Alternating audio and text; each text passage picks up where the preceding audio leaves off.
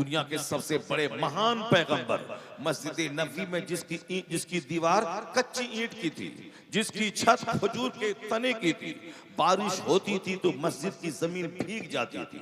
हुजूर यानी कायनात के सबसे बड़े रहनुमा, महबूब परवरदिगार, इमामुल अंबिया वल मुरसलीन, बासे तख्लीक के कायनात, जिसकी वजह से कायनात वजूद में आई, अल्लाह का महबूब, वो उसी कीचड़ में सजदा करता था। आपकी नाक और आपकी पेशानी में मिट्टी रहती थी, चूंकि जमीन मिट्टी की थी, और बारिश होती थी तो खजूर के तने से पानी टपकता था और मस्जिद की जमीन भीग जाती थी। मगर उसी मिट्टी वाली मस्जिद में नमाजी इतने स्ट्रॉन्ग होते थे, सिद्दीक जैसा नमाजी, फारूक जैसा नमाजी, उस्मान और अली जैसे नमाजी, हजरत अब्दुर्रहमान इब्ने औफ जैसे नमाजी, जनाबे अबू हुरैरा जैसे नमाजी, अब्दुल्ला इब्ने मसूद जैसे नमाजी, हजरत उमर और अब्दुल्ला इब्ने उमर जैसे नमाजी वो थे। उस मिट्टी की मस्जिद में नमाजी इतना स्ट्रॉन्ग था कि जब ईरान की तरफ नमाजी बढ़ा तो सारा ईरान अल्लाह मुसलमानों के कब्जे में अता कर दिया। वही नमाजी जब रूम की तरफ बढ़ा तो दुनिया की महाशक्ति रूम को अल्लाह उसी नमाजियों के हवाले कर दिया। तो आज मुख्ते की मस्जिद है, मीनार पे घमंड है, टाइल्स पे घमंड है, मस्जिदों के मार्बल पे घमंड है, मस्जिदों की कालीन पे घमंड है, मस्जिदों के वॉशरूम पे घमंड है, मस्जिदों के इलेक्ट्रिकल गुड्स पे घमंड है। ये घमंड है तामीर पे, सजदा ही नहीं है, यकीन ही नहीं है, मस्जिदों में वक्त गुजारना ही नहीं है, तो मस्जिदें बन गई और नमाजी का सीना खुश्क हो गया। चूंकि मस्जिद में जाने के उसके पास टाइम मौजूद नहीं है, ये मस्जिद घमंड का इशू बन गई। जबकि मस्जिद सजदे की जगह है, इबादत की जगह है। वो रहे मिट्टी की दीवार मगर बस संगे मरमर से बेहतर है अगर वो मस्जिद नमाजियों से भरी है। आखिर जमाने में गंदे लोगों ने मस्जिद को घमंड का इशू बना लिया है। मेरे गांव की मस्जिद में एसी लगी है, मेरे गांव की मस्जिद में 150 फीट की मीनार है, मेरे गांव की मस्जिद में कीमती कालीन बंबई से मंगाए गए हैं, मेरे गांव की मस्जिद में 100 नल लगे हुए हैं, मेरे गांव की मस्जिद में साहब झूमर लगे हुए हैं। ये वो बदनसीब बोलता है कि मस्जिद में सजदा करना चाहिए, न कि सिर्फ झूमर लगा के छोड़ देना चाहिए। मस्जिद सजदा करने की जगह है, न कि 150 फीट मीनार बना के घमंड की जगह है। मस्जिद में सजदा करके घमंड को मिटाने की जगह है मस्जिद, न कि वहां घमंड पालने की जगह है। खुशनसीब मस्जिद में सजदा करता है, बदनसीब मस्जिद को घमंड का इशू बनाता है। ये मस्जिदें क़यामत के दिन गवाही देंगे। जो मुखलिस होगा, जो ज्यादा टाइम मस्जिद में गुजारता होगा, वह जगह जहां सजदा हुआ वह जगह गवाही देगी, इलाही इसे तू माफ कर दे, इसने मेरी पीठ पर तुझको याद किया था, सजदा किया था। और वो जगह जहां बैठकर ताश खेला गया, जहां बैठकर शराब पिया गया, जहां बैठकर दूसरों के बारे में कीमत की गई, जहां बैठकर दूसरों के खिलाफ प्लान बनाया गया, जहां बैठकर दूसरों की बेटी का रिश्ता तोड़वाने का प्लान बनाया गया, और जहां बैठकर दारोगा की दलाली करते हुए झूठे मुकदमे में अपने भाई को फंसाया गया, जहां बैठकर दूसरे ग्राहक को रोका गया। यह जमीन क़यामत के दिन गवाही देगी कि इसने मेरी पीठ पर बैठकर पाप किया है, जुल्म किया है, अहंकार किया है, घमंड किया है, गुरूर किया है। जमीन उसकी मुखालिफत में गवाही देगी और इस जमीन की सिफारिश कबूल करके उसको जहन्नम की आग में डाल दिया जाएगा। चूंकि अल्लाह फरमाता है यौम इज़िन तुहद्दिसु अखबारहा, जिस दिन यह जमीन गवाही देगी, बताएगी उन खबरों के बारे में जो कुछ इस जमीन के ऊपर में किया गया है। तो मस्जिद सजदे की जगह है, घमंड की जगह नहीं। मस्जिद सजदा की जगह है। मुतवल्ली और सेक्रेटरी बनकर मस्जिद में बैठकर दुनिया की बात करने की जगह वो नहीं है।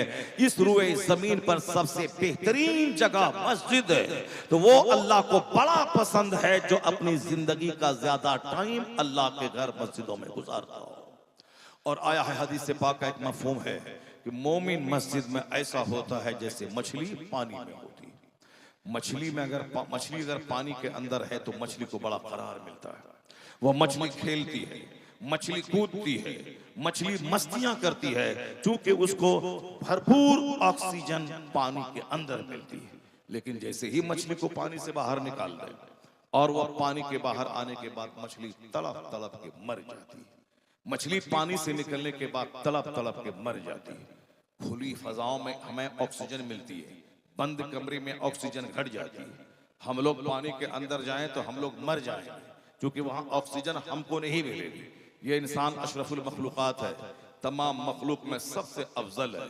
ये अफजल पानी में मर जाए, मगर उसी पानी में मछली जैसी छोटी मखलूक को खूब मजा आता है, जबरदस्त ऑक्सीजन उसको मिलती है।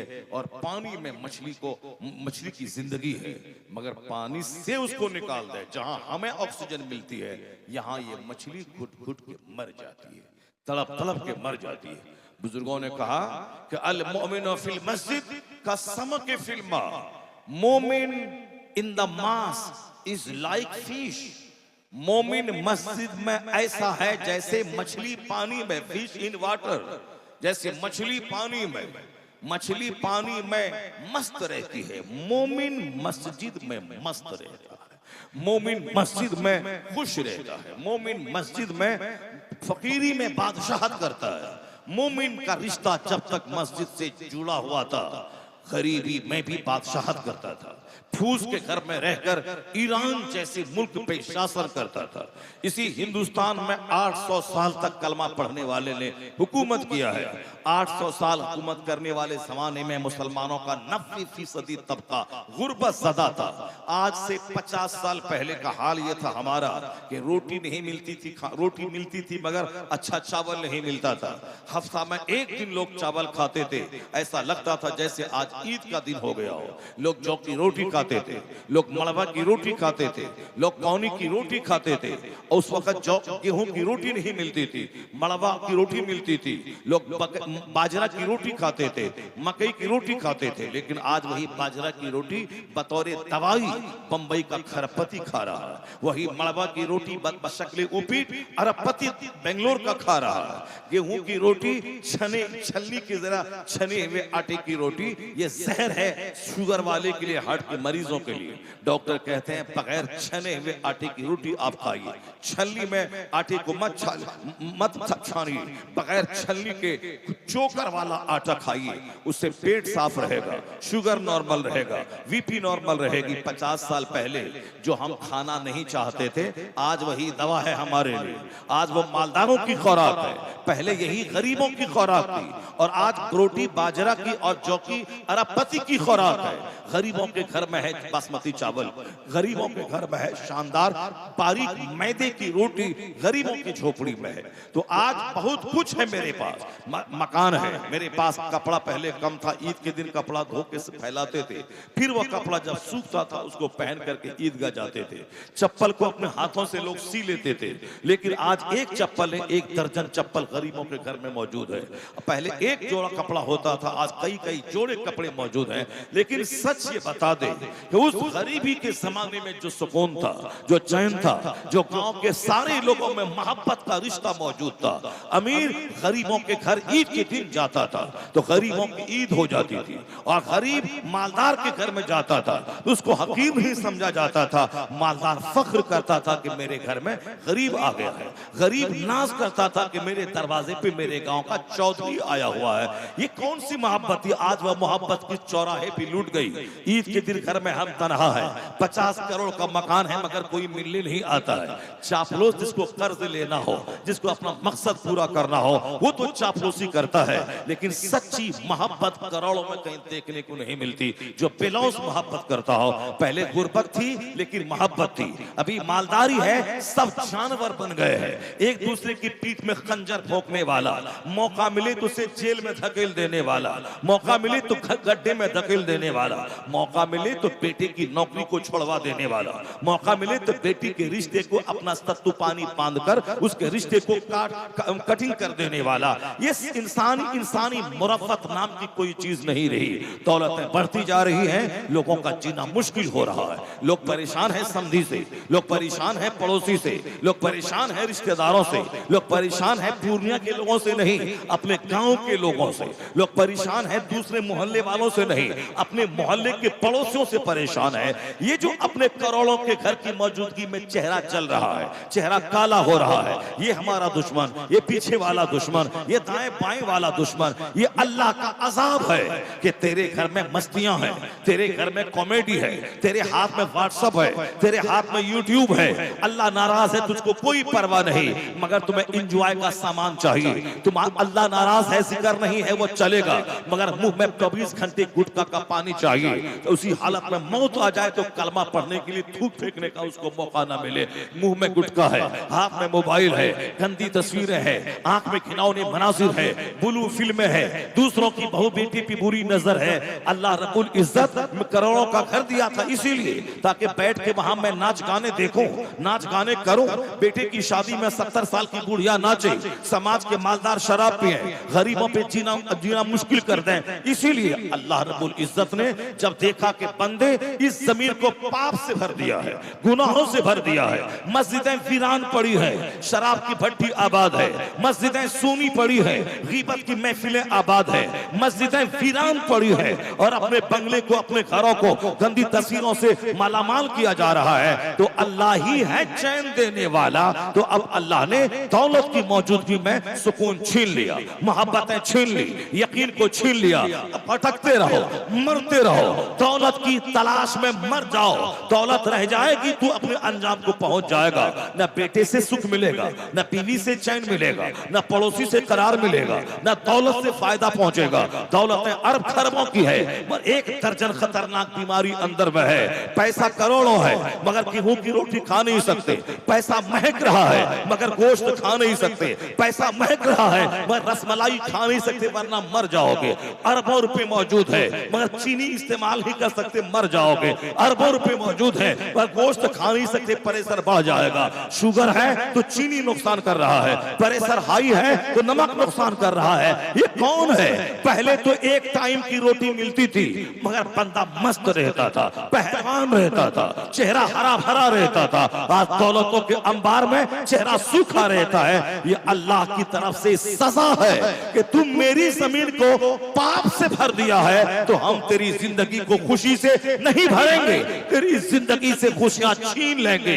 अगर तुमने सच्ची तौबा की और मेरी जमीन को नेकी से आज भर दे, कल मैं तेरी जिंदगी को खुशियों से भर दूंगा।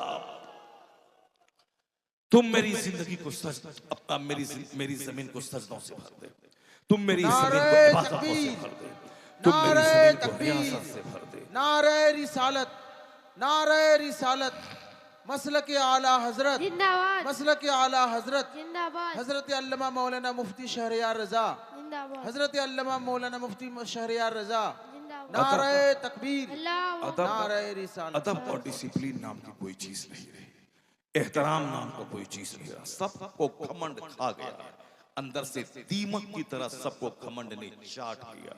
ईद की खुशियां खत्म है, रिश्तेदारों से मोहब्बतें खत्म है, औलाद से फर्माबरदारी खत्म है। इसलिए खत्म है कि अल्लाह की नाफरमानी ने मेरी जिंदगी को खोखली बना दिया। लोग ऐसे ही पान खा के चौराहे पे डकार मारते हैं कि हम खुश हैं, एक हाथ सीने पे मार दे तो 1000 गम मेरे सामने खोल के बयान कर देता है।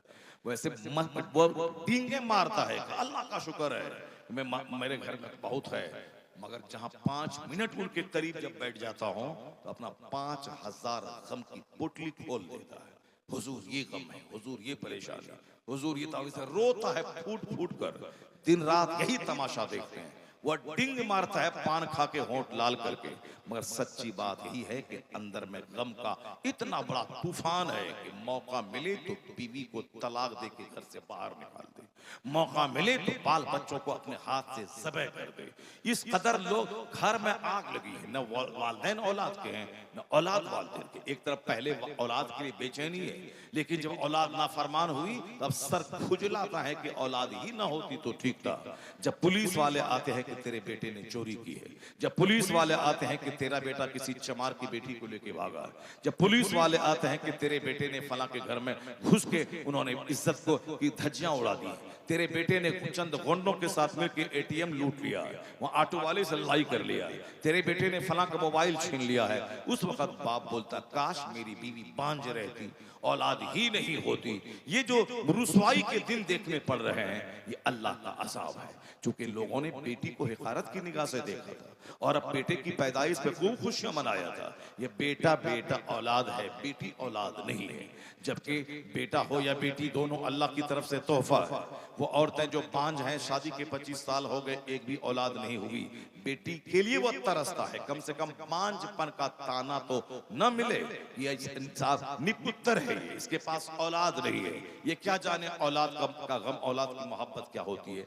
ये जो निपुत्र होने का ताना है, बांझ होने का ताना है, ये साहब इसकी कोख में और संतान नहीं है, ये इसका जो ताना है, इस ताने को औरत सह नहीं सकती है। कहती क्या है कि बेटी ही हो मगर औलाद हो जाए, कम से कम निपुत्र होने का ये ताना तो नहीं मिलेगा। जब अल्लाह औलाद देता है अब साहब सर पकड़ के बैठ जाते हैं। बेटा होता तो अच्छा था, बेटा हुआ तो गांव में शहनाई बजी, बेटा हुआ तो मिठाई बटी, ये बेटा हुआ तो 50 आदमी को फोन करके खुद से कहना है। अभी हाल ये है कि साहब अल्लाह का शुक्र नहीं अदा करना। अल्लाह का शुक्र है कि हमको बेटा पैदा हुआ, सेहत तंदुरुस्ती है, या फिर अच्छाई अखलाक को तरजीह दें, दौलत को नहीं। यहाँ तो साफ फोन करके बताया जाता है कि हमने साफ घर में टाइल्स लगाया है, हमने घर में मार्बल लगाया है, हमने घर में गीजर लगाया है, हमने घर में 50,000 रुपए का मैंने फ्रिज अपने घर में लगाया है। ये फ्रिज बोल करके इज्जत हासिल करना चाहता है। फ्रिज के जरिए, वॉशिंग मशीन के जरिए, गीजर के जरिए, एसी के जरिए, और अखलाक रहे जानवरों जैसा, मोहब्बत नाम की कोई चीज ना रहे। जब जबान खुले तो कुत्ते की तरह दूसरों को काटने दौड़े, मगर यह फ्रिज दिखा के अपना 50,000 का जूता दिखा के इज्जत हासिल करना चाहता है। फ्रिज अच्छा है, तुम अच्छा कब बनेगा? घर में एसी अच्छी है मगर तू अच्छा कब बनेगा? तेरा जूता अच्छा है मगर तू अच्छा कब बनेगा? तेरा कपड़ा 3 पीस 30,000 रुपए का है मगर तू अच्छा कब बनेगा? कपड़ा ब्रांडेड है, रेमंड का, सियाराम का है, रेड एंड चिफ का जूता है, लेकिन तू ब्रांडेड आदमी कब बनेगा? आदमी जूते से ब्रांडेड नहीं होता, जूता ब्रांडेड है, पर आदमी वो जूता पहन ले तो आदमी ब्रांडेड नहीं होता। तो कपड़े से, जूते से, फ्रिज से, एसी से, कूलर से इज्जत तलाश करने वाला या खुद से बड़बोलेपन से कहता है, लोग नहीं पूछता कि तेरे घर में क्या है, या अपने से उसको फोन करके बताता है कि हमने 1 लाख रुपए का फ्रिज खरीदा है, हमने 2 लाख रुपए का सामान खरीदा है। पूछने वाला पूछ भी नहीं रहा, मगर ये सारी बातें बक के रख देता है। क्यों बकता है? वो अपने हाथ में मोबाइल लिए रहता है 1 लाख रुपए का एप्पल का। वो जब सामने वाला बंदा नहीं पूछा, ये खुद से उसको कहता है कि आपने नहीं देखा मेरे हाथ में जो मोबाइल है, ये मोबाइल 1 लाख रुपए का है या 1.5 लाख रुपए का है। यानी कोई तारीफ करे ना करे, खुद से उस दूसरों को बताना है अपने बारे में, ताकि मेरी इज्जत हो, ताकि हमारी पहचान हो, समाज में मेरा स्टेटस बुलंद हो। मगर बजाय स्टेटस बुलंद होने के, समाज में वो बंदा जलील हो जाता है, वह रुस्वा हो जाता है। लोग उसे मगरूर और अहंकारी कहते हैं, लोग उसे बदअखलाक कहते हैं। पता चला अपनी तारीफ से इज्जत नहीं मिलती है, जब खुदा की तारीफ से इज्जत मिलती है, इबादत से इज्जत मिलती है। वह ना बोले कि मेरे घर में 1 लाख का मोबाइल, 1 लाख का सोफा है। अगर बंदा समाज का देखता है, यह सबको सम्मान दे रहा है, सबको सलाम में पहल कर रहा है, सबकी सेवा कर रहा है, मुसीबत के वक्त में ताज़ियत करने आता है, खुशी के वक्त में मुबारकबादी देने आता है, ये हमसे चिढ़ता चलता नहीं है। इनका दिल दूध दिया है, इसका चेहरा भले ही काला हो मगर दिल में हसद नहीं है, जलन नहीं है, कीना नहीं है, दिल इसका दूध दिया है। तो सारा समाज उससे मोहब्बत करने लगता है, उसका चर्चा करने लगता है। वो जब मर जाता है तो लाखों की तादाद में लोग उस गरीब के जनाजे में शरीक होते हैं। पता ये चला इज्जतें न लिबास से मिलती हैं, इज्जतें न एसी कूलर से मिलती हैं, इज्जतें न 1000 ट्रैक्टर से मिलती हैं, इज्जतें तकवा से मिलती हैं, इज्जतें ताअत से मिलती हैं, इज्जतें मुस्तफा की गुलामी से मिलती हैं। तू इबादत करता जा, तू अगर जर्रा होगा तो अल्लाह लोगों की निगाहों में तुझे आफताब बना देगा। हदीस में आया है, अपने मन में जो बड़ा बनता है अल्लाह लोगों की निगाहों में उसे कुत्ते से बदतर बना देता है, और जो अपने मन में छोटा बनता है अल्लाह उसे लोगों की निगाहों में बड़ा और मुअज़्ज़ज़ बना देता है। नारे तकबीर, अल्लाहु अकबर, नारे तकबीर, अल्लाहु अकबर, नारे मसलक आला हजरत जिंदाबाद, मसलक आला हजरत जिंदाबाद, शोहदाए करबला जिंदाबाद। जिंदाबाद। लोग बातें तो बड़ी बड़ी करते हैं लेकिन अपने आप को बदलना नहीं चाहते, अपनी जिंदगी में इनकलाब लाना नहीं चाहते। लोग चाहते कि मेरा बेटा डीएम बने, 18 घंटे बच्चों को पढ़वाना नहीं चाहते। लोग चाहते हैं कि मेरा बेटा एक जबरदस्त आलिम बने, मगर आलिम बनाने के पीछे मेहनत नहीं करना चाहते। लोग चाहते हैं कि मैं जब मरूं तो 1 लाख लोग मेरे जनाजे में आए, यह तमन्ना होती है, मगर 1 लाख लोगों का दिल कैसे जीता जाएगा ये इस पर अमल नहीं है, इस पर अमल नहीं है। बस एक घमंड है दौलत के बाद, घमंड के ताकि लोग डर से मेरे घर पे आ जाएं। नहीं, वो पहले वाला जमाना था कि गांव के जमींदार के दरवाजे पे 50 गरीब हमेशा नजर आते थे। अब नहीं होगा। अब क्या है, जो गरीब को सम्मान देगा वही गरीब उसके घर पे आएगा, उसको सलाम करने आएगा। अब जरा इसके ताल्लुक से, चूंकि ये बातें तो समाज की हैं, आज बोली जा रही हैं, मगर जो हमारे पैगंबर जिसका हम कलमा पढ़ते हैं, उस पैगंबर ने मोहब्बत का माहौल बनाने का कितना जबरदस्त नुस्खा अता फरमाया है। मुसलमान कहता कितनी नमाज की बातें सुने, कितने रोजे की बातें सुने, तो क्या सुनोगे? तुमने कभी ये बोला कितना खाना खाएं? बचपन से माँ के पेट से पैदा होने के बाद दूध ही खा रहे हैं, माँ के गोद में दूध पिया, उसके बाद रोटी खाया, बचपन से रोटी खा रहे हैं, कितना खाएं रोटी छोड़ दें? कोई बंदा नहीं बोलता है। मरते दम तक वो रोटी खाना है और उसको पाखाना पेशाब जाके करना है। कोई नहीं बोलता कितना पेशाब करें डेली 5 बार, कितना पाखाना करें डेली 3 बार। पाखाना नहीं होता है तो उनका सर दर्द से फटने लगता है, पेशाब नहीं होता है तो सर में चक्कर आने लगता है, पेशाब को रोक ले तो पूरे बदन में पसीना आ जाता है। उसे पेशाब नहीं करेगा तो मर जाएगा, पेशाब नहीं होगा तो मर जाएगा। अब पेशाब अगर ज्यादा होने लगे हर 2-4 मिनट पे तो भी मर जाएगा। पेशाब नॉर्मल रहे, पेशाब के लिए पानी पीना होगा। गर्मी के जमाने में 10-10 गिलास पानी पीना होगा ताकि वह पानी पसीना बन के पेशाब बन के निकले। क्योंकि गर्मी के दिन में पसीना निकलता है, इसीलिए पेशाब कम लगता है। पेशाब कम हो तो खतरा है, पेशाब ज्यादा हो तो खतरा है। लेकिन बंदा ये कभी नहीं बोलता क्या ये डेली पेशाब करना, पखाना करना, डेली नाश्ता खाना, दोपहर में खाना, रात में खाना, वही एक चावल, वही एक रोटी, वही एक आम, वही एक सेब, कोई नहीं बोलता है। क्योंकि जानता है वो नहीं खाएंगे तो मर जाएंगे, वो खाना मेरी जरूरत है, ये जानता है। लेकिन ये नहीं जानता है कि नमाज मेरी जरूरत है, सजदा मेरी जरूरत है। नहीं, कितना नमाज के बारे में सुनेंगे, कितनी तकरीर सुनेंगे, कितना वाज सुनेंगे, ढेर मौलाना आता है हर तरह की बातें करता है, जलसा कराने से क्या फायदा होगा? ये सारी बकवास है, जलसा कराने से क्या फायदा होगा? लेकिन ये बकवास नहीं है कि गेहूं लगाने से क्या फायदा होगा। 50 साल से गेहूं लगा रहे हैं, इस बार नहीं लगाना है। बारिश 50 साल से मैं देख रहा हूं, इस बार बारिश नहीं हुई तो भी काम चल जाएगा। नहीं, क्योंकि बारिश को अपनी जरूरत समझता है, ये ना हो तो मैं मर जाऊं। खाने को अपनी जरूरत समझता है, खाना ना मिले तो मैं मर जाऊं।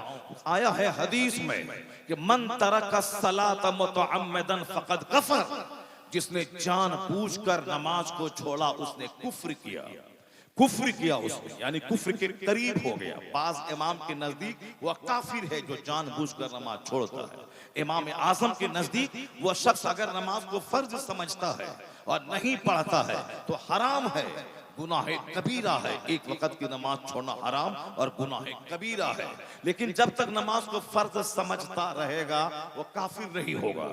लेकिन जहां बोल दिया कि नमाज पढ़ना जरूरी नहीं है वो काफिर हो जाएगा। शादीशुदा है तो बीवी उसके निकाह से निकल जाएगी, शादीशुदा है बीवी उसके निकाह से निकल जाएगी। तो बंदा ये समझ ले, दिमाग में अटा ले कि जिंदा रहने के लिए हमें 3 टाइम खाना है, उसी तरह मुसलमान बने रहने के लिए हमें 5 वक्त नमाज पढ़ना जरूरी है। तो ना खाना छूटेगा ना नमाज छूटेगी। तो खाना खाएगा तो जिंदा रहेगा, नमाज पढ़ेगा तो मोमिने कामिल बन के जमीन पर जिंदा रहेगा।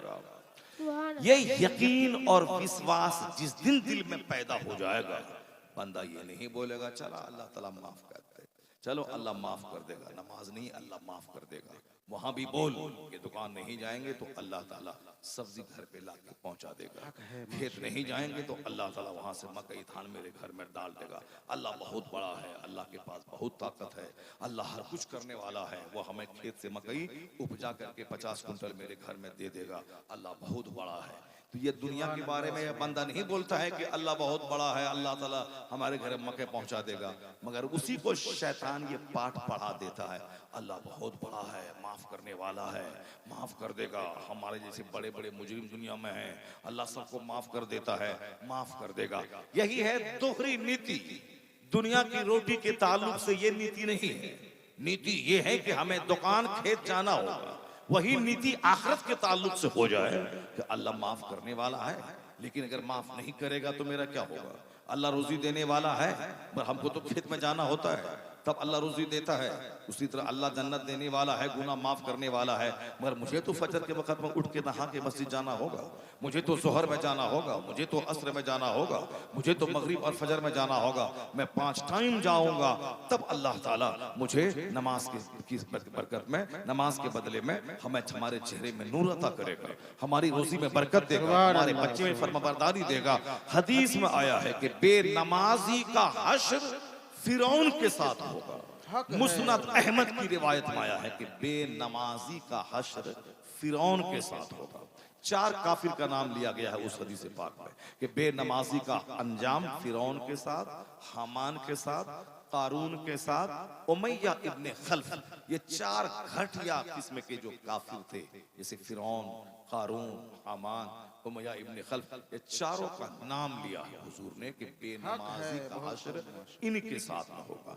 ये बताया कि हमारे यहाँ जो चूंकि हमने कभी इस पर न जोरदार खिताब सुना, न सुनना चाहते हैं, और हमारे दिमाग में बात है कि चला अल्लाह माफ कर देगा, माफ कर देगा। अल्लाह माफ करने वाला यकीनन है, लेकिन अल्लाह ये भी देखता है कि इनके दिल में मेरी कितनी मोहब्बत है। दुनिया के लिए तो इसके दिल में मोहब्बत है, औलाद को सीने से लगा कर रखता है, औलाद की खातिर रात भर जाग जाता है, हॉस्पिटल में 5 दिन अपने बेटे की खातिर रहता है। जो बेटा हमने इसको दिया है वो बीमार पड़ा तो 5 दिन हॉस्पिटल में रहता है, लेकिन मैं बेटा देने वाला, मैं तंदुरुस्ती देने वाला, मैं बीमारी देने वाला, मैं शिफा देने वाला, मैं रात दिन और दिन देने वाला, मैं सूरज देने वाला, चांद देने वाला, मैं सर्दी देने वाला, मैं गर्मी देने वाला, मैं जवानी देने वाला, मैं बुढ़ापा देने वाला। तो बेटे की खातिर तो 5 दिन हॉस्पिटल में जाग जाता है, मगर मैं सारी नेमत दिया हूं, मेरी खातिर ये कभी रात भर नहीं जागा, मेरी खातिर ये ईद की रात में नहीं जागा, मेरी खातिर कभी शबे बरत में नहीं जागा, मेरी खातिर ये रात के आखिरी पहर में 1 घंटा उठ के नहीं जागा। औलाद की मोहब्बत में रोया है, बीवी घर से भाग जाए तो रोया है, बेटा हॉस्पिटल में एड़ी रगड़े तो रोया है, फसल जल जाए तो रोया है, आंधी तूफान घर को उजाड़ दे तो रोया है, आज ग्राहक नहीं आया तो ये रोया है। तो दुनिया के जलील सिक्के की खातिर ये आंसू बहाता है, जबकि मैंने आंख में आंसू दिया है ताकि मेरी मोहब्बत में रोए, जहन्नम की आग से बचने के लिए रोए, जन्नत के शौक में रोए, आंख की बीनाई बढ़ाने के लिए रोए, कुरान पाक पढ़े तो रोए, सजदा करे तो रोए। ये सजदा करे, आंख से आंसू बहाए, ये आंसू का कतरा जहां जहां जाएगा जहन्नम की आग उस पे हराम कर दी जाए। नारे तकबीर। ये अल्लाह ने आंसू दिया है हमें ताकि अल्लाह की मोहब्बत मैं बहाऊं, मगर अल्लाह की मोहब्बत में 1 करोड़ में 1 बंदा भी नहीं रोता है कि मेरे खालिक है, मेरा मालिक अल्लाह है, मैं अल्लाह के लिए कुछ नहीं कर रहा हूँ। नमाजें पढ़ने के बावजूद कहता है मेरी नमाज कबूल न होगी तो मेरा क्या होगा। वह 50 हज करने के बावजूद कहता है मेरा हज कबूल नहीं हुआ तो क्या होगा। या सर से लेके पांव तक गुनाहों का पुतला और घमंड है कि हमसे बड़ा जन्नती कोई नहीं है। यही है जहालत, यही है शरारत, यही है बदबख्ती, यही है जहन्नमी होने की अलामत। हुजूर कहते हैं अल-क़य्यसु मन दाना नफ्सा व अमील लिमा बअदल मौत। यहाँ अगर कोई तवाइफ आज नाचने आती तो कोई नहीं बोलता कि हम कितना जागेंगे, सारे लोग रात भर जाग के आंखें फाड़ कर उसको देखते। यहीं अगर कोई गाना गाने वाला कोई जोकर आ जाता कलकत्ता से तो इलाके का 1 लाख आदमी यहाँ जमा हो जाता। 80 साल का बुढ़ा भी, 18 साल का जवान भी, 80 साल का बुढ़ा भी, 18 साल का जवान भी, और सुबह फजर तक वह आंखें फाड़ के उस पे बुरी निगाह डालता, उसके गाने सुनता और कहता एक गाना और सुना दो, एक गाना और सुना दो। मगर तबीयत इतनी नापाक हो गई कि जिस महफिल में आने के बाद इसे मगफरत का परवाना मिलता, गुनाहों का दाग मिटता, नेकी करने का माहौल मिलता, आदमी घर से बाहर निकले गीबत है, बुराई शुरू। गीबत ज़िना से ज्यादा सख्त है, मगर वो गीबत मस्जिद में हो रही है, वही गीबत मदरसे में हो रही है, वही गीबत जलसे में हो रही है, वही गीबत चौक चौराहे पे चाय की दुकान पे हो रही है, और खूब शौक से गीबत हो रही है। जबकि हदीस में आया है कि गीबत ज़िना से ज्यादा सख्त है। कोई ज़िना किया, सच्ची तौबा कर लिया, अल्लाह माफ कर देगा, लेकिन किसी ने किसी मुसलमान भाई की इज्जत खराब करने के लिए उसकी पीठ के पीछे उसकी बुराई बयान की, अल्लाह उस वक्त तक माफ नहीं करेगा जब तक कि ये बंदा उससे माफी न मांगे जिसकी इज्जत को खराब करने के लिए इसने गीबत किया है। इसीलिए खतरनाक है गीबत ज़िना से। शराब पिया, तौबा किया, अल्लाह माफ करेगा, लेकिन गीबत की पोटली लेके बैठा तो जिस मुसलमान की इज्जत खराब किया है दूसरों के नजदीक, वो उस वक्त तक अल्लाह माफ नहीं करेगा जब तक कि वो बंदा इसको माफ न कर दे। मगर ये खतरनाक जुर्म चौक चौराहे पे हो रहा है, खतरनाक जुर्म अपने घर में बैठ के हो रहा है, खतरनाक जुर्म मस्जिद में बैठ के हो रहा है, खतरनाक जुर्म हालत रोजा में हो रहा है। ये बता दें कि साहब किस हालत में लोग कहां पहुंच गए। ये जुर्म अजीम है, फिर भी दावा है कि मुझसे बड़ा जन्नती, मुझसे बड़ा परहेजगार, मुझसे बड़ा सुथरा, मुझसे बड़ा नेक समाज में कोई नहीं है। एक बंदा है सामने वाला 4 साल की उम्र से जो मौलवी नमाज पढ़ रहा है, आज उसकी उम्र 60 साल हो गई। 4 साल में नमाज फर्ज होती नहीं है, नमाज फर्ज होती है जवान होने के बाद। जब बंदा चाहे 10 साल के बाद जवान हो या 11 साल के बाद जवान हो, जब बंदा जवान होता, मर्द चाहे 10 साल 12 साल के बाद, वह जब एहतलाम हो या ना हो 15 साल में मैच्योर जवान माना जाता है। लड़की 9 साल के बाद जिस दिन माहवारी खून आया वह जवान मानी जाती है, नमाज फर्ज है, रोजा फर्ज है। लेकिन 15 साल की उम्र में जाने के बाद अगर वो 15 साल की हो गई तो चाहे महाना खून आए ना आए वो जवान मानी जाती है। तो 15 साल में नमाज फर्ज होती है। मगर ये मौलवी साहब 5 साल की उम्र में मस्जिद मदरसे में गया, उसी दिन से वो फजर भी पढ़ रहा है, जोहर भी पढ़ रहा है, असर भी पढ़ रहा है, जो सबसे बड़ा फर्ज है। हज सब पर फर्ज नहीं है माल वाले पे, ज़कात सब पर फर्ज नहीं है माल वाले पे, मगर नमाज अमीर गरीब मजदूर फकीर औरत मर्द देहाती शहरी बीमार तंदुरुस्त सब पर फर्ज है। ये पढ़ना ही पढ़ना है। मगर ये बता दें कि जो नमाज शुरू किया है 50 साल में, तकरीर सुन सुन करके या अब मरने के काबिल हो गया तो चलो कम से कम 2-4 दिन सजदा कर ले, वो नमाज शुरू करता है 50 साल में, 70 साल में, सुबह 30 साल में। लेकिन ये जो मौलवी साहब है 5 साल की उम्र से नमाज पढ़ रहा है, फजर जोहर असर मगरिब सब पढ़ रहा है। कम से कम अगर यही समझ लेते कि मैं नमाज शुरू किया हूं 50 साल में या 25 साल में, और ये सामने वाला बंदा तो 10 साल की उम्र से ही नमाज पढ़ रहा जब से ये मदरसा गया है, तो नमाज के मामले में ये मुझसे सुपीरियर है, नमाज के मामले में ये हमसे बड़ा है, नमाज के मामले में ये हमसे बड़ा है। इसी पॉइंट को सामने रखता तो कभी मौलवी की ग़ीबत नहीं करता, कभी मौलाना को हकीर नहीं समझता, कभी मौलाना को जलील नहीं समझता। मगर चूंकि मौलाना की इज्जत से ईमान पुख्ता होता है,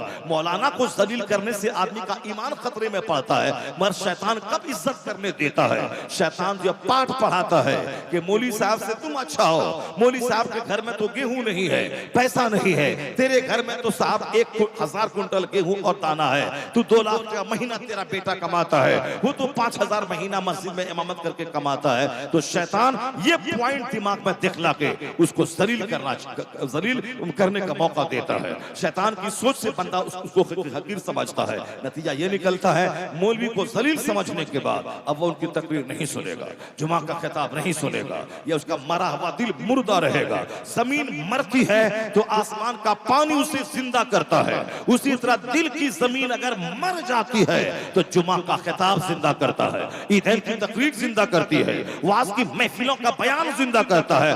बंदा जहन्नम जाने के करीब था, एक हदीस सुनी, आंख से आंसू बहा, यू टर्न लिया, सच्ची तौबा किया, उसका मरा हुआ दिल जिंदा हो गया। तो हमें जमीन से फसल पैदा करने के लिए बारिश जरूरी है, उसी तरह दिल मरा जाए उसको जिंदा करने के लिए तकरीर वाज़ो नसीहत का पानी भी जरूरी है। सुभान अल्लाह सुभान अल्लाह। अब चूंकि दिल ही मर चुका है तो बातें कहां से अच्छी लगेंगी। इसलिए जलसा उजड़ गया, नेता की महफिल आबाद है, मस्जिदें उजड़ गई, तवाफ के कोठे आबाद हैं, आलिमों की मजलिसें सुनी हो गई, झूठों की मजलिसें आबाद हो गई। गांव घर में झूठे लोगों की मजलिस होती है, जो आल्हा रुदल की कहानी कहता है, जो अकबर और बीरबल की कहानी कहता है, जो झूठी सच्ची कहानी, एक राजा था एक रानी थी, ये कहानी कहता है। वो तो आज से 50 साल पहले यह कहानी बहुत होती थी, अकबर बीरबल की कहानी, आला रुदल की कहानी। मगर अल्लाह का करम है कि आलिम रब्बानी उलमाए कराम के खिताबात होने लगे, सीरत की महफिलें होने लगी, दस्तारबंदी का जलसा होने लगा, घर घर में महफिल मिलाद होने लगी, हुजूर का चर्चा होने लगा, नात होने लगी, वाज होने लगा। तो ये उलमा का एहसान है कि झूठी कहानी की मजलिसें बंद हो गई, आला रुदल की कहानी वाली मजलिस बंद हो गई। ये जो बोलता है कि जलसा से क्या फायदा है, वो क्या जाने, पाखाने के कीड़े को पाखाना जब तक ना मिले वो मर जाएगा, मगर गुलाब के भौरे को जब तक गुलाब नहीं मिले वो मर जाएगा। ये अपने मुकद्दर की बात है, किसी को गुलाब चाहिए और किसी को गंदा पाखाना चाहिए। पाखाना के कीड़े को अतर और मुश्क लगा दें वो मर जाएगा, और मुश्क कस्तूरी वाले को गंदी जगह ले जाएं वो मर जाएगा। ये अपने अपने मुकद्दर की बात है। कोई मस्जिद में दिल लगता है, बाहर झूठों की महफिल में नहीं, किसी को आलिम की महफिल में दिल लगता है, मगर किसी को शराबियों, पापियों, झूठों, डकैतों की महफिल में दिल लगता है। कोई आलिमों से दोस्ती करके जन्नत जाना चाहता है, और कोई डकैतों से दोस्ती करके डकैत बन के समाज के लोगों को डराना चाहता है कि मेरा संबंध फला जादव से है, मेरा संबंध फला अंसारी से है, मेरा संबंध फला डकैत से है, ताकि मेरे पड़ोस के लोग मुझसे डर जाएं, अरे इनसे पंगा लेगा, इनका संबंध तो फला डकैत से है, वो डकैत से दोस्ती है। आज डकैतों से दोस्ती इसीलिए है क्योंकि बुरे वक्त में वो डकैत काम देगा और समाज के सारे लोग उससे डरेगा। इसीलिए अक्सर लोग अपनी दोस्ती डकैतों से करता है समाज को डराने के लिए, चोरों से करता है समाज को डराने के लिए, दारोगा जो झूठ बोलता है सुबह से शाम तक 1000 बार, उससे दोस्ती करता है ताकि उसके समाज के लोग डर जाए, इसका संबंध दारोगा से है। पर होता क्या है, वही दारोगा उसकी इज्जत लूटता है, वही दारोगा उसका माल लूटता है, वही चोर डकैत उसके घर में खा पी के शराब पी के उसकी बहन बेटी की आबरू लूटता है। ये तो अपने मन में सोचता है कि डकैत मदद देगा, मगर वो भूल जाता है कि आला हजरत फासले बरेलवी ने आज से 100 साल पहले कहा था कि तुम संकट की घड़ी में क्यों इन कंधों का सहारा लेता है, हम सदों को रसा मुझदा दीजिए कि है बेकसों का सहारा हमारा नबी। या सोच ले कि मुस्तफा मेरे सहारा है, गौसे आसम मेरे सहारा है, गरीब नवाज मेरे आसरा है, जो नेक लोगों की दुआ हमारे लिए सहारा है। जिस दिन दिमाग में बात बैठ जाएगी, गंदों से नफरत होगी, नेकों से मोहब्बत होगी, जो नेकों से मोहब्बत करता है वह संकट में जब घिरता है तो अल्लाह अपने नेक लोगों की मोहब्बत की खैरात उस पे अता कर देता है। तो इसका मतलब ये निकला कि सुख पैसे से खरीदा नहीं जा सकता, दिल का चैन 1000-2000 बीघा जमीन खरीद के हासिल नहीं किया जा सकता है। और ये भी फैक्ट है कि 10 बेटों की मौजूदगी में एक बाप हमेशा उसका चेहरा सूखा रहता है। इसका मतलब है कि औलाद की मौजूदगी में भी हकीकी सुख नहीं मिल सकता है। तो आखिर वो सुख है कहां जो इंसान की जिंदगी में सच्ची खुशी लाए? वो चैन कहां है जिस चैन की वजह से बंदा रिलैक्स फील करे? वो दिलों को सुकून और करार कहां मिलेगा? न बिल्डिंग में, न नौकरी में, न गाड़ी में, न लाखों के करोड़ों के बैलेंस में। तो आखिर वो है कहां?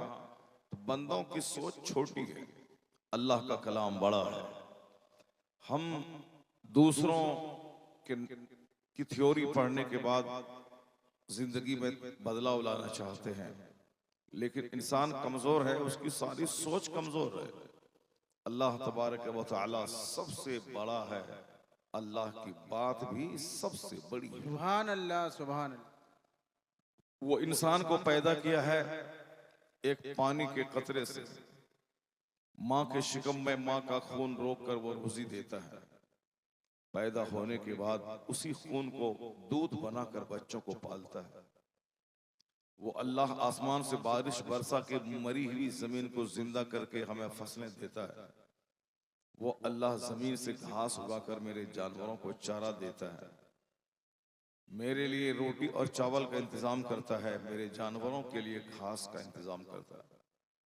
अल्लाह कहता है कि फलियंजुरिल इंसानु इला ताअमी, आदमी को अपनी खुराक पे गौर करना चाहिए कि वह खुराक कैसे मिली। अल्लाह कहता है अन्ना सबबनल माअ सब्बा, हम आसमान से पानी गिराते हैं। सुम्मा शक़क़नल अर्द शक़्क़ा, फिर हम जमीन को फाड़ते हैं। फ़अंबतना फ़ीहा हब्बन व इनबन व क़दबन व ज़ैतूनन व नख़ला, फिर हम जमीन से खजूर के घने बागात, अंगूर, ये सारे फल और फ्रूट्स बंदों के लिए हम निकालते हैं। मताअल लकुम व लिअनआमिकुम, तेरी खुराक और तेरे जानवर के लिए हम घास निकाल के उनकी खुराक का इंतजाम करते हैं। अल्लाह ने कहा कि मैं तुझे भी खिलाता हूँ, तेरे जानवर को भी खिलाता हूँ, मैं तुझे भी खिलाता हूँ, तेरे बाल बच्चों को भी खिलाता हूँ। तुम अपने बच्चों को कत्ल मत करो, उसे ज़बह मत करो, मैं तुझे भी रोजी देता हूँ, तेरी औलाद को भी रोजी दूंगा। तुम एक रहोगे तो तुझे भी दूंगा, तेरे 50 बच्चे रहेंगे उसको रोजी दूंगा। तुम अपने हाथ में रोजी लेने की कोशिश मत करो, रोजी देने वाला अल्लाह है और वह एक को भी देता है, अगर 1 लाख हो उसे भी देता है, 50 खरब हो उसे भी देता है। अल्लाह कहता है ला तख्तुलू औलादकुम खश्यत इमलाक, गरीबी के डर से बच्चों को कत्ल मत करो, मैं तुझे भी रोजी देता हूँ और तेरे बच्चों को भी रोजी दूंगा। तो जो अल्लाह हमें माँ के पेट में रोजी देता है, माँ की गोद में रोजी देता है, जवान होने तक माँ बाप के दिल में मेरी मोहब्बत डालकर बूढ़े माँ बाप के जरिए मेरी खिदमत करवाता है, वो अल्लाह रब्बुल इज्जत, उसी को मालूम है कि सच्ची खुशी कहाँ है। चूंकि बंदे का वजूद ही कमजोर है, एक कतरे जलील से इंसान पैदा हुआ और अचानक मौत का झोंका इसे मार के मिट्टी में मिला देता है। हमारी इब्तदा है न पानी का नापाक कतरा और हमारी इंतहा है बेजान होकर 2 गज जमीन के अंदर चला जाना। इंतहा हमारे इस जिस्म का सड़ जाना। इब्तदा एक नापाक खतरे से शक्ल सूरत का उसमें पैदा करता है। तो जो अल्लाह आसमान से पानी बरसाता है, जो अल्लाह पानी के एक कतरे से इंसान पैदा करता है, जो अल्लाह मौत देकर इसे मिट्टी में मिला देता है, वही अल्लाह कयामत के दिन दोबारा उठाकर हर सियाहो सफेद का हिसाब लेने पे कादिर है। बेशक हक है। वो अल्लाह हमें कयामत के दिन पूछेगा कि मैंने तुझे जबान दी, तुमने इसका क्या इस्तेमाल किया? मैंने तुझे आंख दिया, इस आंख के जरिए तुमने नेकियां जमा की या तुमने गुनाहों को जमा किया? मैंने हाथ दिए थे, तुमने जुल्म किया या तुमने इससे इंसाफ किया, दूसरों को फायदा पहुंचाया? मैंने तुझे पांव दिए, इस पांव को तुम शराब की भट्टी और तवाइफ के कोठे और बुरों की नशिस्त की तरफ पांव को ले गए या तुम इसे काबा, मदीना, मस्जिद की तरफ तुम इसको ले गए? अल्लाह सवाल करेगा पांव के बारे में, जबान के बारे में, आंख के बारे में, दिल दिमाग के बारे में। एक एक नेमत का सवाल कयामत के दिन होगा। जो अल्लाह हमें आज बगैर मेरी मेहनतों के अपने फजल से खरबों नेमतें दी हैं, उन सारी नेमतों का सवाल कयामत के दिन होगा। तो जो अल्लाह हमें रोजी देता है उसे मालूम है कि मेरे बंदे का हकीकी सुख कहाँ है। जो अल्लाह हमें मारने के बाद हिसाब लेगा, उस अल्लाह को मालूम है कि मेरे बंदे की जिंदगी में चैन और सुकून कहाँ है। बेशक सुभान अल्लाह। तो अब वो अल्लाह कहता है कि सुकून मैंने न जमीन की खरीदारी में रखा है, चैन न अच्छा और उम्दा कपड़ा पहनने में रखा है, न सुकून मैंने करोड़ों अरबों के बैलेंस में रखा है, न सुकून मैंने लंबी जिंदगी में रखा है। बेशुमार 70 साल के बूढ़े हैं जो दाने दाने को तरस रहे हैं, 5-10 बेटों की मौजूदगी में वह बूढ़े ओल्ड एज होम में तन्हाई की जिंदगी बसर कर रहे हैं। जिसको मैंने औलाद नहीं दिया उसका चेहरा गुलाब की तरह खिल रहा है। जो औलाद को सहारा समझते हैं उस औलाद की मौजूदगी में वह बेसहारा हो जाता है, ताकि वह जान ले के सहारा औलाद नहीं बनती है, हकीकी सहारा तो पैदा करने वाला खुदा बनता है। सुभान अल्लाह। इसलिए अल्लाह तबारक व तआला आज दौलतें देकर सुकून छीन के बता दिया है कि तुमने दौलत और मकान को अपनी जिंदगी का मकसद बनाया, उसके पीछे तुम पढ़ के नमाज रोजे हज ज़कात सब कुछ को छोड़ा, हराम और हलाल की तमीज तुमने खो दी, तो वह चीज तुमको मिल गई, लेकिन जिसके लिए तुमने उसको तलाश किया था वह खुशी तेरी जिंदगी से रुखसत हो गई। तो कुरान कहता है जान लो कि चैन और सुकून न जमींदारी में है, न अरबों के महल में है, न कीमती घोड़े की पीठ पर है, न करोड़ों के जेवरात में है, न हजारों दोस्तों की झुरमुट में है, न बाल बच्चों के हुजूम में है। अला बिज़िक्रिल्लाहि तत्मइन्नुल कुलूब, जान लो कि जहां अल्लाह का जिक्र है वहीं अल्लाह ने सुकून रखा है। सुभान अल्लाह, सुभान अल्लाह। जहां तिलावत है वहीं सुकून है, जहां जिक्र इलाही है वहीं सुकून है, जहां अल्लाह का डर है, गुनाहों से बचना है, वहीं सुकून है। किराए के घर में अगर तिलावत और नमाज का माहौल है तो अल्लाह बादशाहों के महल से ज्यादा सच्ची खुशी किराए के घर में। बेशक बेशक। क्योंकि अल्लाह ही मुसीबतें देने वाला है, अल्लाह ही जिंदगी देकर मौत देने वाला है, वही दोबारा जिंदा करके हमसे हिसाब लेने वाला है। तो जब सारा इख्तियार अल्लाह के पास में है तो बंदे का एक ही काम रह गया कि अगड़े नहीं या बिगड़े नहीं, ये खुदा के हुजूर सरेंडर कर जाए, अपना सर अल्लाह के सामने झुका दे, सजदा बढ़ा दे, जिक्र बढ़ा दे, और ये यकीन कर ले कि इबादत करना मेरा काम है और रोजी देना मेरे रब का काम है। सुभान अल्लाह, सुभान अल्लाह। कुरान शरीफ में दर्जनों जगहों पे रिस्क के ताल्लुक से आया है। अल्लाह फरमाता है सूरे वाक़िया में है कि जो तुम पानी में, जमीन में जो तुम दाना डालते हो, कौन है जो उस एक दाने में तुम्हें हजारों दाने अता करता है?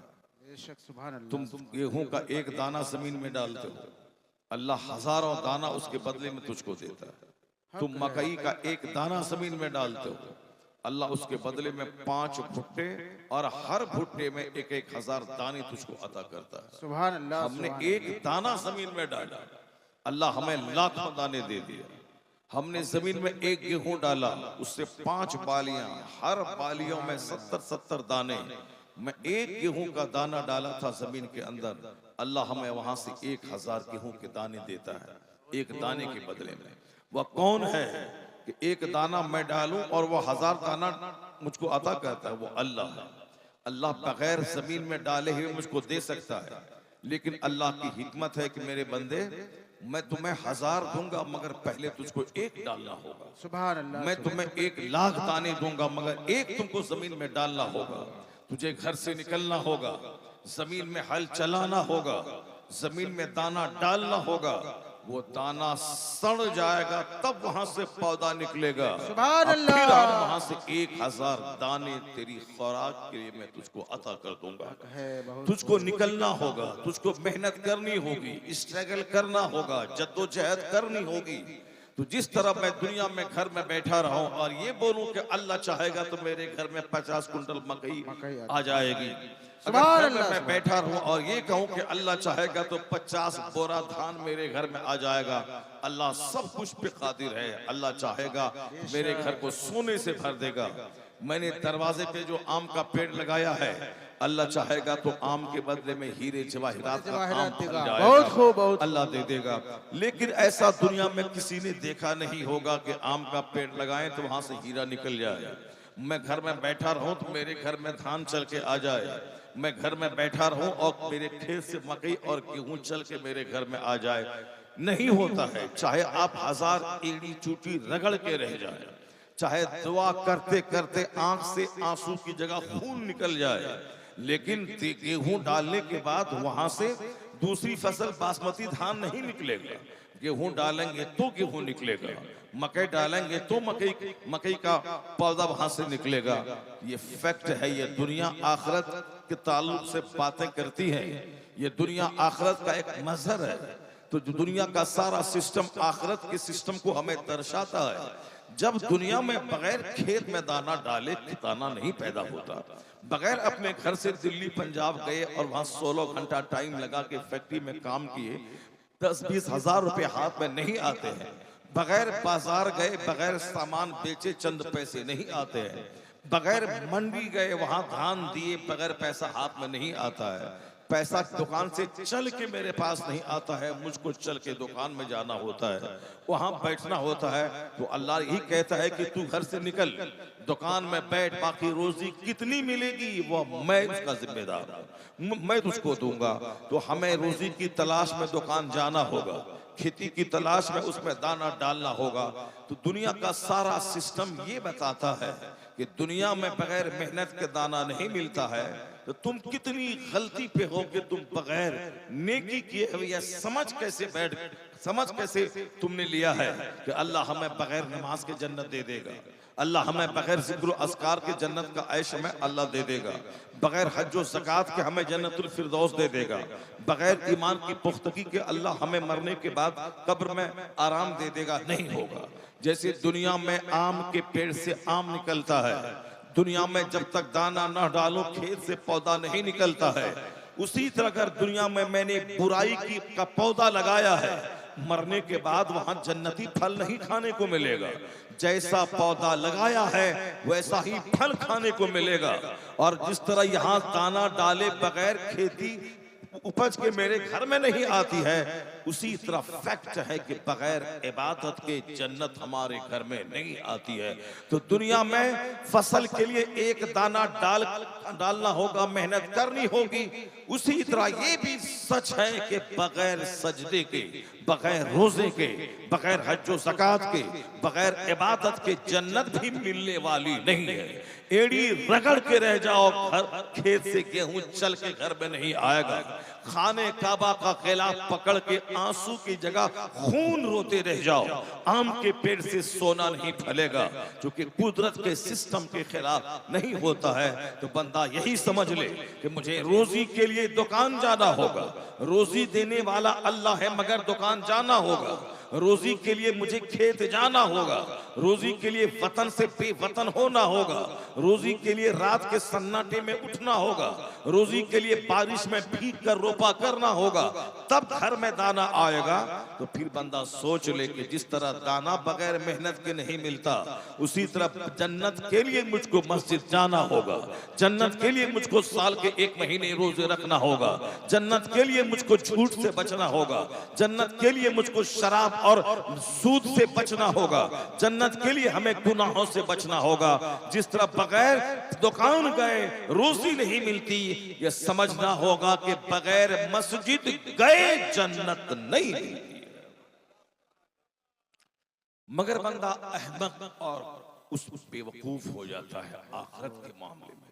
दुनिया के मामले में तो सोच लेता है कि हाँ, यह बात बिल्कुल फैक्ट है कि मैं खेत नहीं जाऊं तो दाना मेरे घर में नहीं आएगा।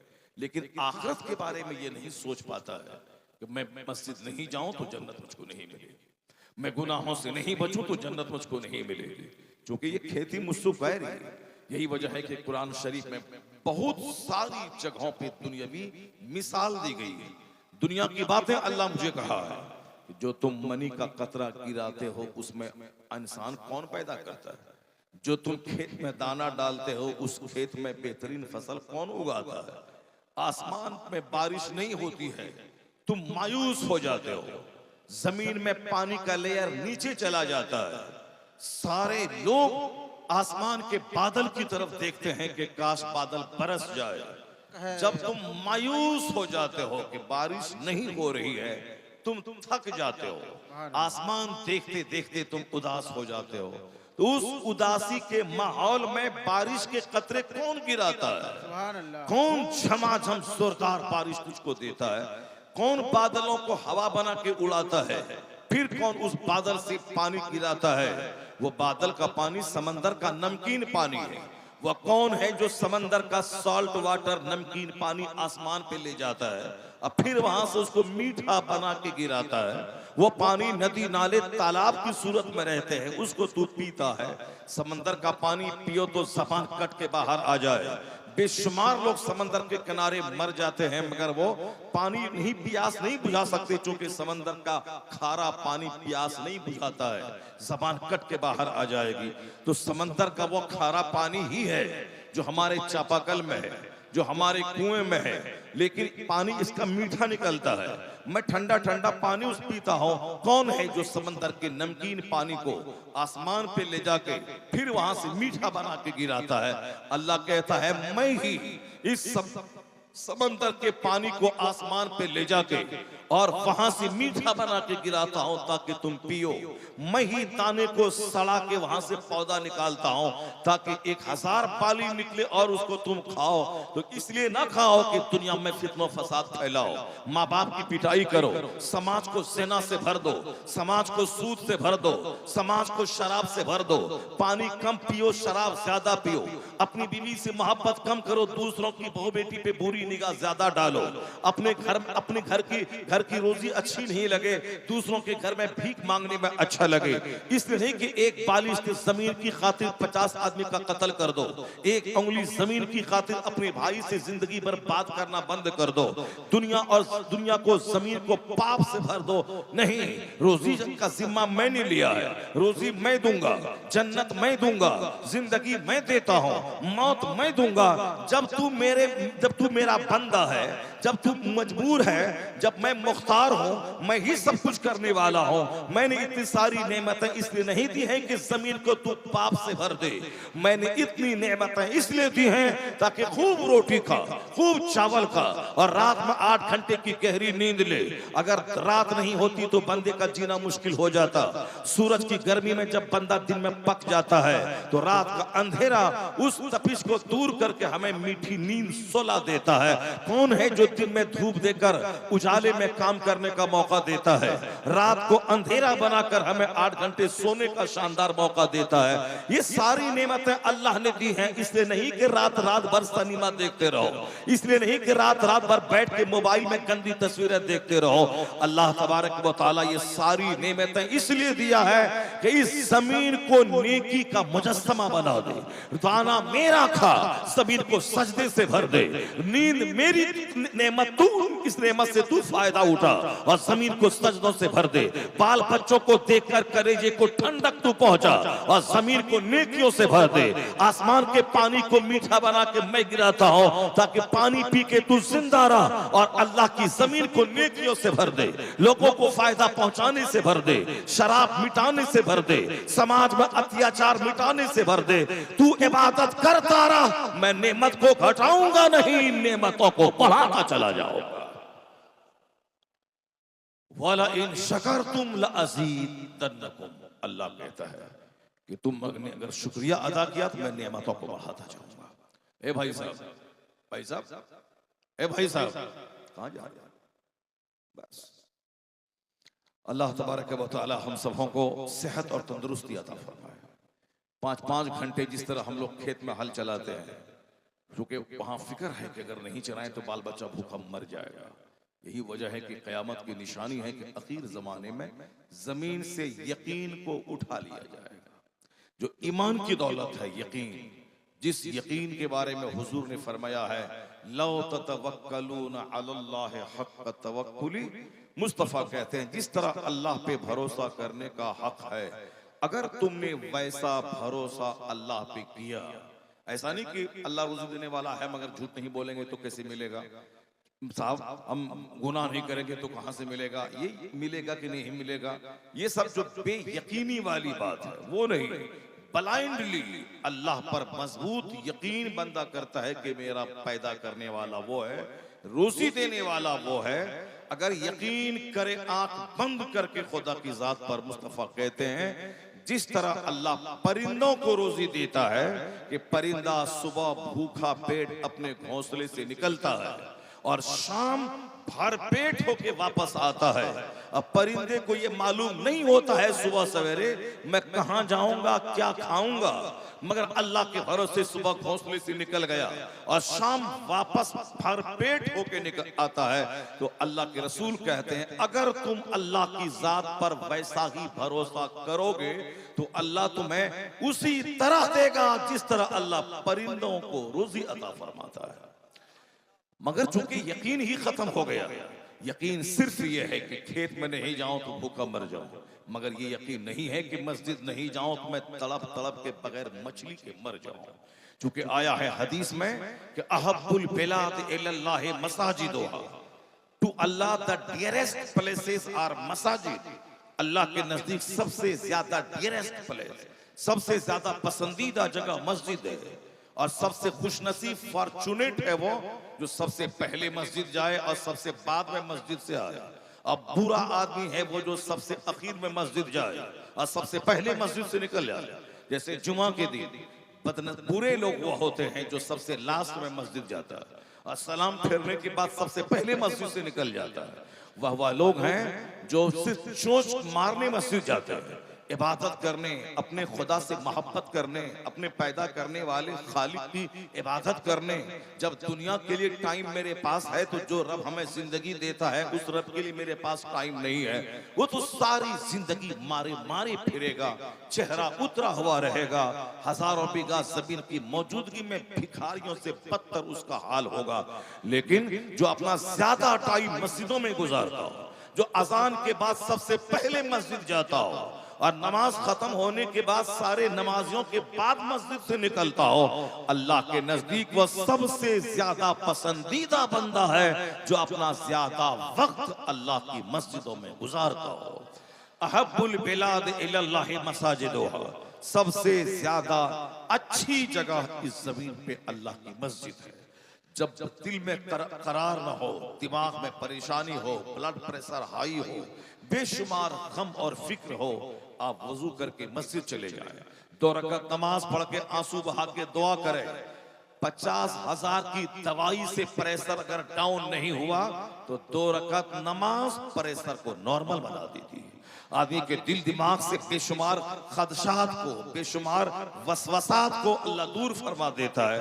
कोई मस्जिद जाके तो देखे, जो सुकून 50 खरब के बंगले में अल्लाह ने नहीं रखा है, वो मिट्टी की दीवार वाली मस्जिद में अल्लाह ने वो सुकून रखा है।